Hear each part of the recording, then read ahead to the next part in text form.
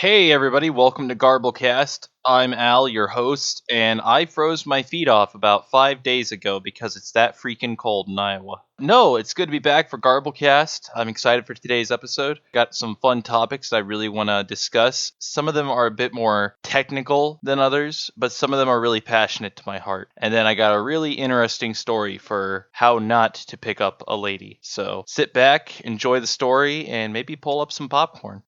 That was probably terrible. Anyway, yeah, so let's just at least get right into this because I'm trying to wake up. I just woke up from the world's worst nap, and I feel like the energy has been sucked out of me rather than replenished. But that's not for the podcast. So, no, the story of the day is how I met my wife.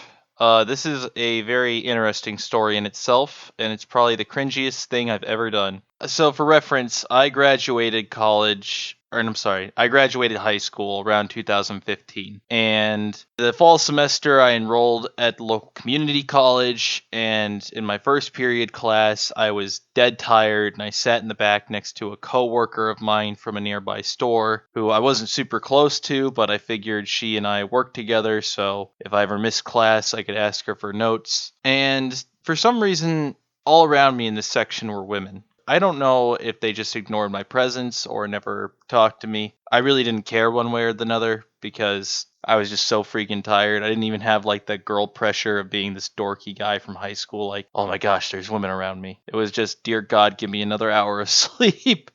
And which is how I feel right now, actually. Yeah, so I was surrounded by a group of women, but for some reason, there was one woman in front of me, in particular around my age, that always caught my eye. And I'd always see her, and there were a couple times we talked in a group, but I never got the chance to really had a one-on-one with her. She never said anything. So the semester goes pretty well for the most part. It's getting close to the end. It's around the holidays.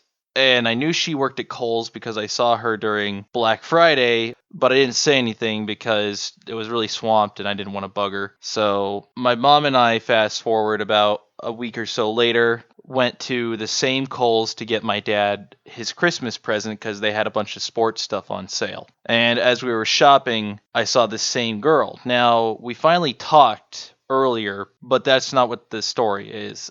It's kind of a two-part story. So I'll say the first part and then the second part. But the first part was, it was right after Thanksgiving break, and I had taken this test that was just absolutely awful. Former psychology professor at a certain community college in Iowa. You switched it up from or multiple choice questions to 4 essay questions without telling us. You can go to hell for that. I'm kidding.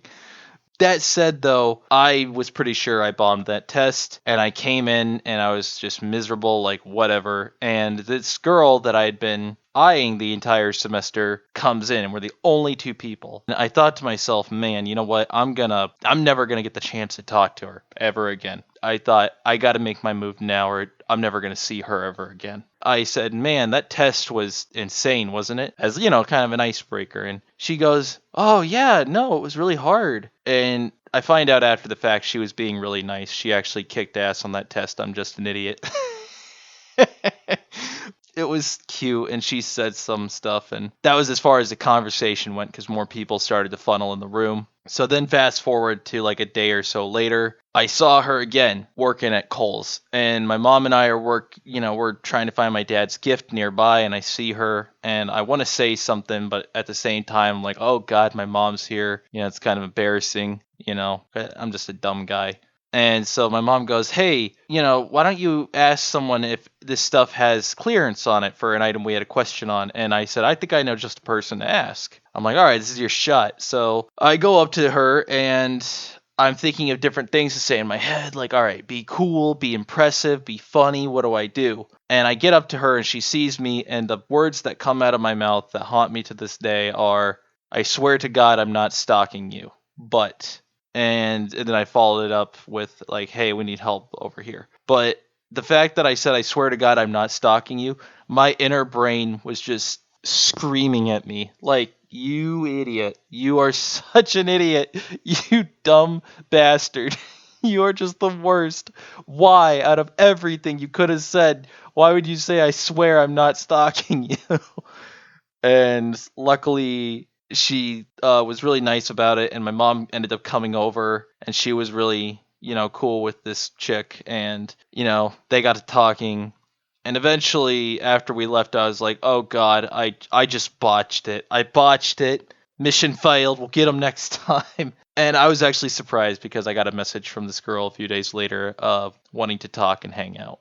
And now we are married, going on 3 or 4 years, and it's been great. And I've known her since 2015, so it's been a blast, but I still had that story held over my head every time, especially when I try to give advice, because now when I give advice, I just think, oh, hey, what would I do? And then say, yeah, don't do that. She says, oh, don't take advice from Al because he'll just have her get a restraining order against you or something. But it really was a story to tell, and I'm glad that I did approach her. So the lesson of the day, this isn't even a joke lesson, but the lesson of the day is always shoot your shot because you may never get that chance again, and if you let it slip through your fingers, you're going to wonder what could have been the rest of your life, and that easily could have been me. And it was the greatest thing I could have ever done for myself. So there you go. Anyway, that's the story of the day, right? Midnight? Yeah, she's just grooming herself right now. She's at my feet. I am in my comfy new chair. I love this chair. I got it from a fellow coworker. He was throwing it out. Just a quick side note. Yeah, he's throwing it out. And I'm like, well, what's wrong with it? It's a little torn up, but I mean, it's still firm. It's like a nice leather chair. And he broke the wheel. He's like, yeah, this thing sucks. I'm getting rid of it. And I had this like cardboard, cheap Goodwill chair that was killing my back. And I'm like, could I have this? And he's like, yeah, go for it. And I got her all fixed up. And this thing is an absolute delight. I love it. The only thing it's missing is like one of those massage pads for your back. I think if it had this, I'd be like Charles Xavier. I'd never leave it. So, all right, on to topics. So let's talk about the serious stuff and then get to the less serious stuff. So I want to talk about the Microsoft acquisition. Now, for those of you that don't know, just recently, about a couple days ago, Microsoft and Big Daddy Phil Spencer pulled the Ultra Chad move and purchased Blizzard Activision, which is insane because they already purchased Bethesda. They already have a few other companies and titles under their belt, and now this happened. And the gaming community is really taking a step back going, wow. You got your different factions reacting, obviously. Your PC people aren't too worried because they probably are going to get it on Steam or on Game Pass, because now the Game Pass is shared. And you got your PlayStation people like burning down their houses out of anger. And you got your Xbox people just celebrating like, yeah, we got one. Yeah, take that, Spider-Man. But I'm just kidding. But the question I have that I thought about while listening to the different things, because I don't want to go over all the details about this. Essentially, I don't know how much it was, but it was a lot of money. I think it was like, oh Lord, it was, I think, like $70 billion. I could be wrong. Don't quote me. It was quite a bit of money, and I don't blame them because Call of Duty, say what you want, still makes a lot of money to this day, and they own like other stuff like Overwatch, which is still somewhat popular. So the big question on everyone's minds is this. If you hear the jingling in the back, that's my cat being ridiculous. I apologize. This episode is going to be a bit off, and you know what? I'm okay with that. So the question is this. Do I think that Microsoft is going to make all future Blizzard Activision titles exclusive to Xbox to sell consoles, or do I think they're going to put everything onto Game Pass? So the reason I have this question is because exclusivity is a big seller. Now, Sony, I'm not the biggest PlayStation guy. I was for a few years, but then I kind of got out of it. I've pretty much been an Xbox guy my whole life, save for the PS2. Sony has some really good titles under their belt. You say what you want about the Last of Us series. That is really good. They've got Uncharted. They've got God of War, which is still pumping out titles. They got that new Spider-Man game coming out, which is really cool. I didn't play it, but I saw the story for it. I thought the story was amazing, especially the ending with, spoiler, Doc Ock. And no, I'm excited for the next one. But now Microsoft owns Bethesda, game studios, which encompasses Fallout, Skyrim, Starfield, a lot of other Bethesda titles, Wolfenstein, Doom, and now they own Activision Blizzard, which had some controversy to it. So I think that's part of the reason they sold when they did, because the guy that owned that was in some hot water for a minute. I don't know if they're going to make those exclusives. Now, Phil did say that he's not going to make existing stuff exclusives, like he's not going to pull it off PlayStation and give the middle finger, which I kind of like that. You know, that would be a huge jerk move. I wouldn't want PlayStation to do that, although I could easily see PlayStation doing that. But the question is, would it be better to make these future titles, like let's say The Elder Scrolls 6, when it comes out in 80 years, or Starfield, would it be worth it to make these titles exclusive? Or should they all, like everything encompassing, go to Game Pass? I don't know what Microsoft is going to do with these titles, because in terms of developing games, because I thought that, you know, when they bought, like, you know, Fallout and Skyrim and all that, I was like, oh my gosh, wow, but what if they have a team dedicated to actually making Fallout 76 not suck? You know, I'm kidding. I love that game. I'm just being mean, but you know what I mean. Or they've had a team dedicated to being like, hey, we're going to remaster Fallout New Vegas, make a bunch of money. And they didn't really do anything. It seems like they just bought those titles just to throw them on Game Pass and say, okay, well, now they're on Game Pass, even though they've got like 4 tiers of Game Pass. I don't remember each tier. I know like each one kind of climbs a ladder. You get more and more exclusives, but you got to pay more out of pocket. Each month, there's like one link to EA. I don't even know. Do they own EA? I can't remember, but I could see it going both ways, because on the one hand, if they made titles exclusive, that would be a real nail towards the PlayStation community, because that's been like the big thing they've had for years, is the exclusivity. You know, that's what sells consoles. You know, when you have, it's pretty much what drove the 360 to like new heights when stuff like Gears of War came out, and especially like Halo 3 was a console seller back in the day. And I imagine stuff like Spider-Man, when that came out for the PS4, or I don't know, what's another good title? I can't think of one at the moment. But you get what I mean, though. Like, you want a console seller game. And if you got these exclusive ones, especially that have dedicated fan bases, you might get that. Now, I still think they're going to give it, I don't think they're going to go Xbox exclusive if they do exclusive. Obviously, I think PC is still going to get a share of that because they're buddy-buddy with them. So I think anything that comes out for the Xbox is going to come out for PC. But would they make more money? See, I don't know. Like I said, I can see this going both ways, because right now it feels like what Xbox is doing is focusing on Game Pass, because they make a bunch of money off of it. Like, say what you will, it's a good deal. It almost feels like a win-win, because you get games. We're not sponsored by Microsoft, by the way. I got to say that right now. So just a heads up, I am not sponsored remotely by them. But that said, you get a good deal off of getting games dirt cheap. You can try a variety of games and delete them, buy them, quote unquote, at your leisure, for as long as they're in the store. And then they make money because they're, constantly getting subscription numbers, as well as people staying on the subscription because it's easier than buying and owning your own title. And that just keeps raking in dough. Now that they have these titles, I could see them easily just kind of taking them and putting them on Game Pass and being done with it, because that's why they want it. I think it depends on the title, though. I could see them making some games exclusive in the future, but I feel like it would really hurt the community and the franchise to split up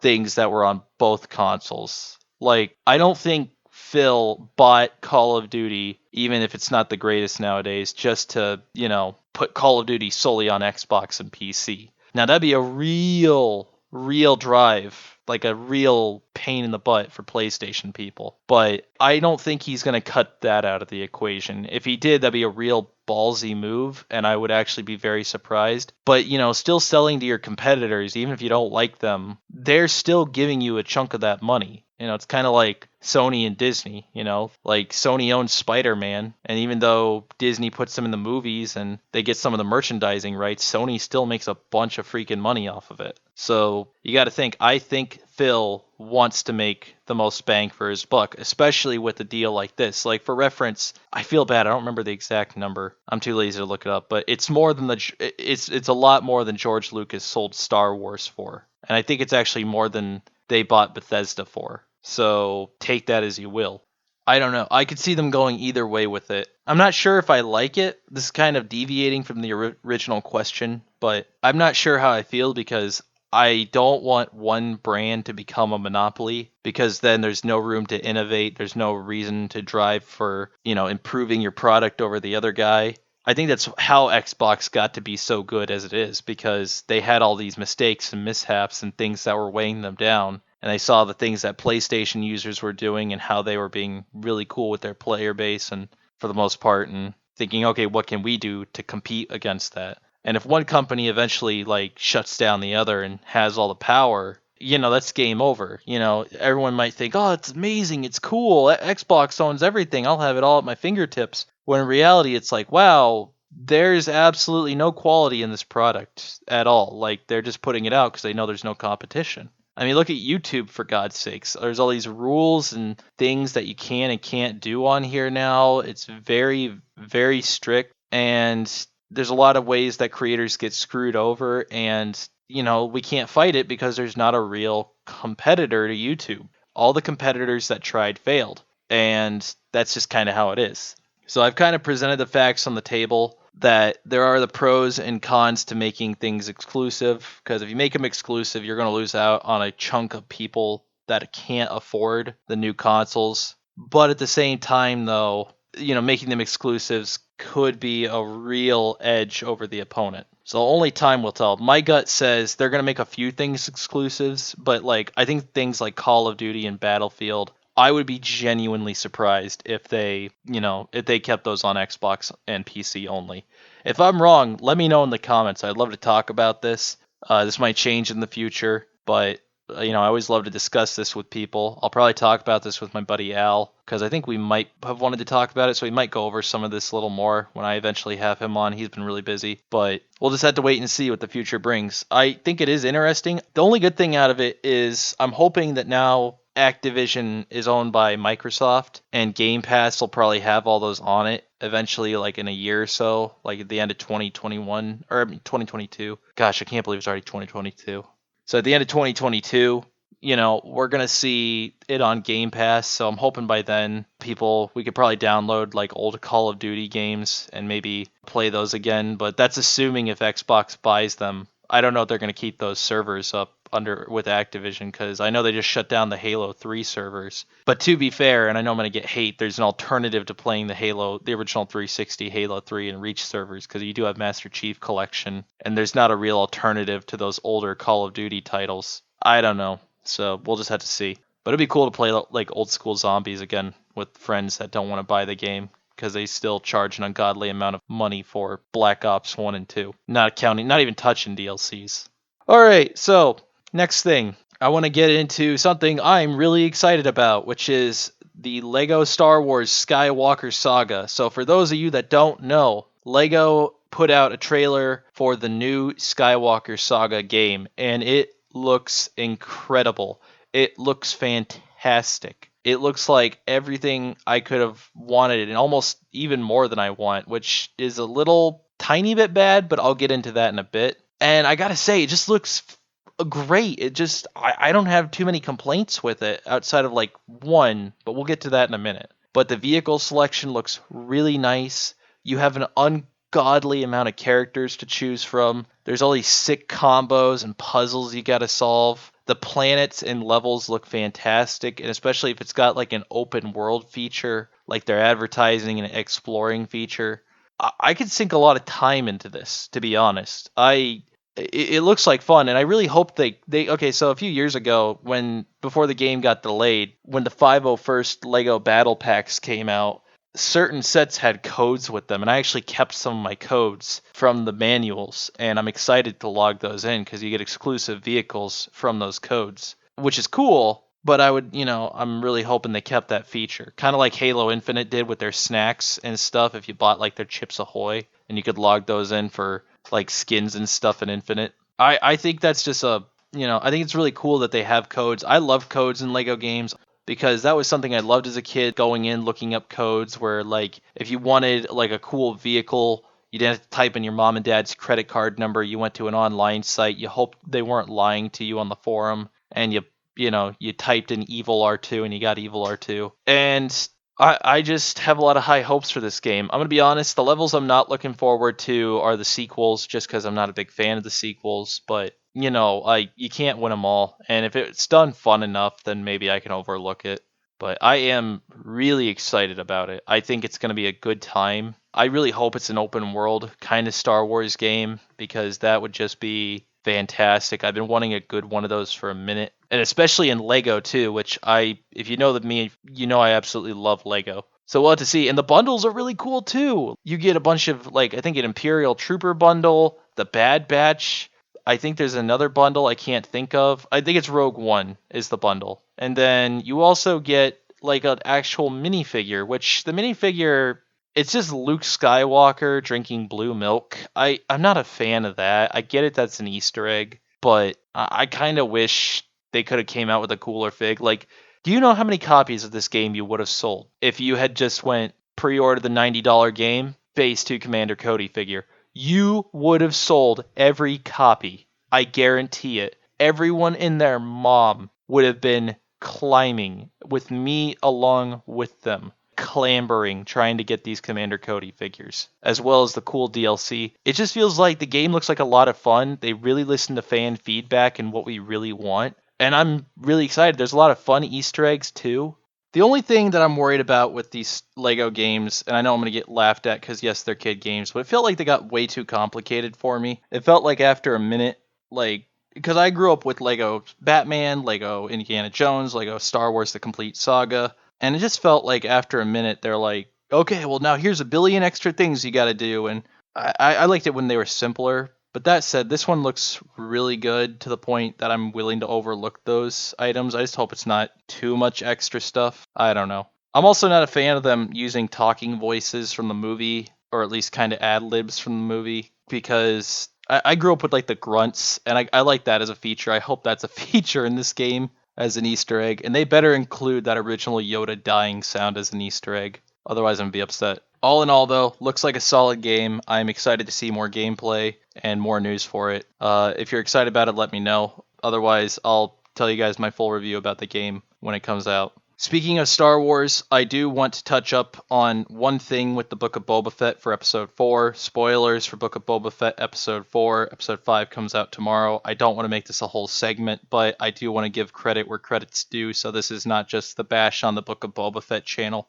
Episode 4 was really good. I liked it. I had a great time with it. I really loved seeing Slave One in action. It was so cool. Seeing Boba and Fennec really build up their relationship was really cool. I had an absolute great time watching that episode. The Sarlacc scared the hell out of me, and it was just amazing. The only thing I was a little thrown off by was the cyberpunk shop, but I mean, that's a nitpick. I do want to say there's a little controversy about it that everybody's getting mad at, because Boba Fett addresses his ship as Fire Spray Gunship, which is true, that's what it is, when Fennec asks what they need to go get. And people are like, why didn't he just say Slave One? They're all like, well, if he said Slave One, then you wouldn't know what he's talking about, which is true. But he could have easily said this line verbatim. He said, we need to retrieve Slave One. And then Fennec could have been like, what's Slave One? And he could have been like, it's a Fire Spray Gunship. It's got everything I need.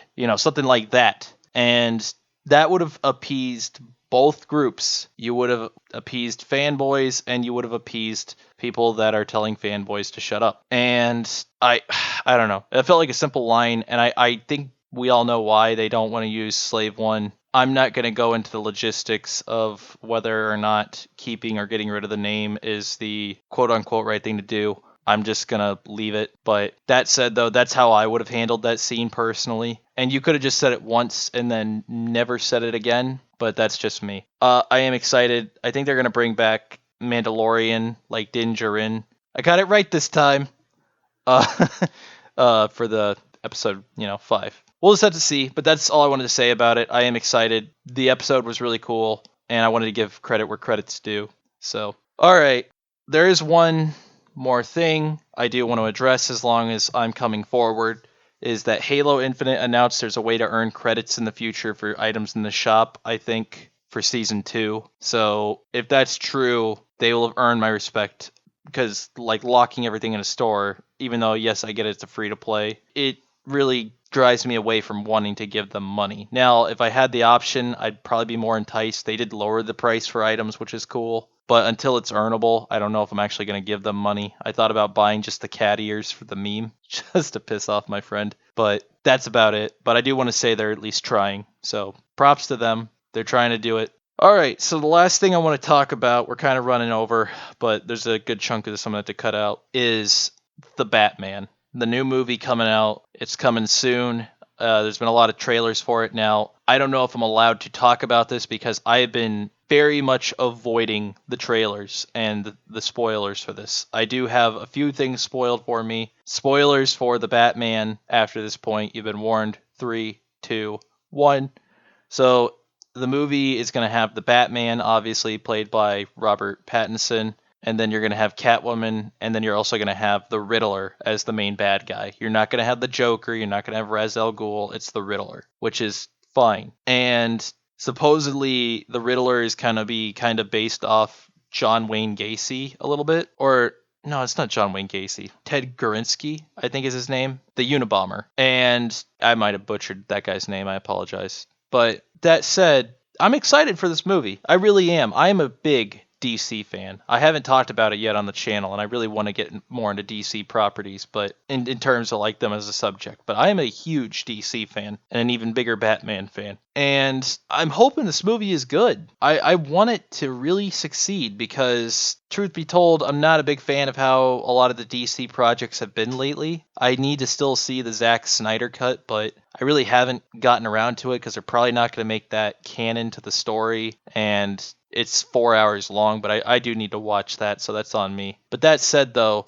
I'm not saying it's all bad. They've had a few hits, but the fact that this Batman movie looks like it could potentially be a lot of fun really makes me want to go see it. I've always been more of a fan of the serious, realistic Batman versus like the corny cartoon Batman, depending on what the cartoon is. But and no shade to Adam West, rest in peace, but like stuff like that I never really got into. Even the, like the what's his face, Tim Burton's Batmans, I wasn't the biggest fan of those. I have respect for them, but I just wasn't the biggest fan. But the Dark Knight trilogy was so good. That was my childhood growing up. I loved it. That's probably what cemented me as a superhero fan. Those and those Sam Raimi movies for Spider-Man. I just like DC a little more because I also grew up with like the Batman, the cartoon, as well as the Justice League and Batman Beyond. I just really want the movie to be good. I want it to be grounded. I don't want it to be super crazy trying to push dumb messaging. I want it to be fun,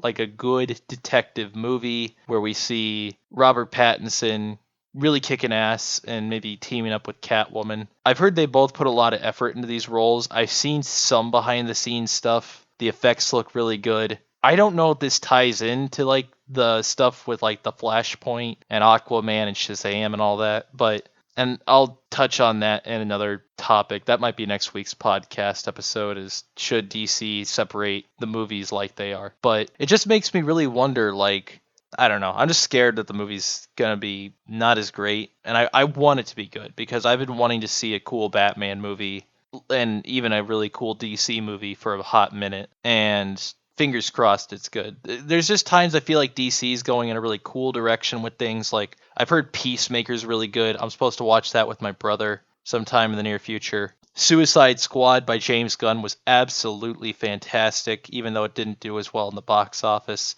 It was really good. Shazam was a lot of fun. A little too goofy, but that's who the character is, so I'm going to allow it. And Aquaman, even with my gripes with Amber Heard, was actually quite a fun movie. So it seems like there's times it's going in the right direction, but then you get like Wonder Woman 84 or Birds of Prey, and you're like, oh god, no, what are they thinking? But then you get like something that slaps, like Joker, which is a fantastic movie. So I don't know. Like I said, this is going to be a topic for another time, but right now we're talking about Batman. And personally, I'm okay that they're going in a different direction with Batman because we've already had a good Batman Joker story, a good Batman Ra's al Ghul story, a good Batman Bane story. You've had a couple others. We haven't had a good Batman Riddler story. And I know you're going to say I think it's Batman and Robin. I don't remember which one. It's either that or Batman Forever. I think it's Batman Forever. And I'm not counting that as a good Riddler story. I'm sorry. I tried that movie. It was not great. So I'd like to see like a real true crime detective gritty Batman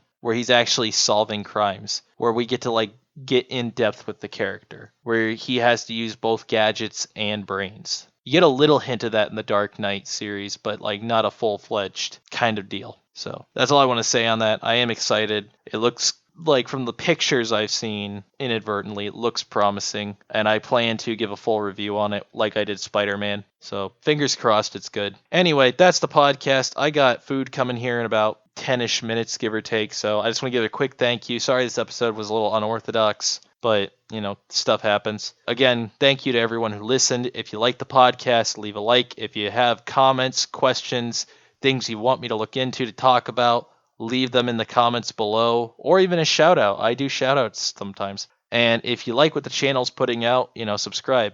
Also, I'm on TikTok with random gaming clips, and I think sometimes Lego building clips for like serious building stuff, not like little stuff like full scenes. Right now I'm working on a Geonosis battle mock, which is coming along. I'm working on the Techno Union ship. It's freaking huge. So we'll have to see on that, but I'm really excited. That said though, thank you so much for listening. The TikTok is at Total Garble, same as the channel. And that's about it. So I'll catch you guys in the next episode. Take care, be safe, and I'll see you guys later. Bye.